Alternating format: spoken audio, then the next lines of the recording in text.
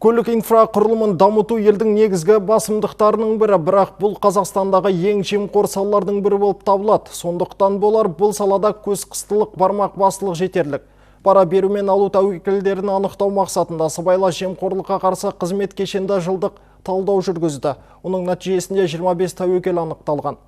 Көлік индустриясының проблемалық аймақтарына процесстерді төмен цифрландыруды жатқызуға болады. Ақпараттық жүйелердің жетілмегендігінен көлік құралдарына берілген 652 рұқсат карточкасында жалғандық белгілері болған. Сонымен қатар сыбайлас жемқорлыққа қарсы қызметінде өткен брифингте жемқорлыққа барған лауазымды тұлғалардың қылмыстары туралы да айтылды. Осужден был 3 годам лишения. 2020 жылы инспекцияның 2 қызметкері 3 жылға сотталды, ал 2021 жылы көлік комитетінің бас сарапшысына қатысты бір қылмыстық іс қозғалды. Ол жеке кәсіпкерден алдау жолымен тұрақты халықаралық автобус маршрутын жүзеге асыру бойынша рұқсатты ұзартқаны үшін 1 миллион теңге көлемінде ақша алған. Жыл сайын қылмыстық жауапкершілікке тарту тәжірибесі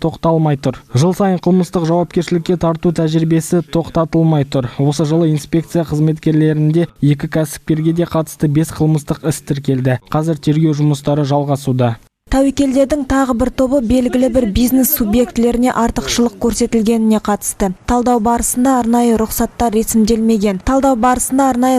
ресімделмеген 6 автокөлік анықталды. Әкімшілік жауапкершілікке тарту бойынша шаралар қолданбау арқылы бизнестің кейбір субъектілеріне қамқорлық көрсету қаупі бар. Осының нәтижесінде мемлекетке жол ақысын төлемеу түрінде материалдық залал келтіріледі. Бірақ жол төсемінің жай-күйі нашарлай түседі. Деятельность инспекция транспортный контроль по Солтүстік Қазақстан облысы бойынша көліктік бақылау инспекциясының қызметінде сыбайлас жемқорлыққа жол бермеу үшін 30 ұсыным шығарылып, іс-шаралар жоспары әзірленді. Олардың көбі 20 наурызға дейін орындалады. Сондай-ақ 3 наурызда тиісті шаралар қабылдау үшін сараптау анықтамасы да жіберілді.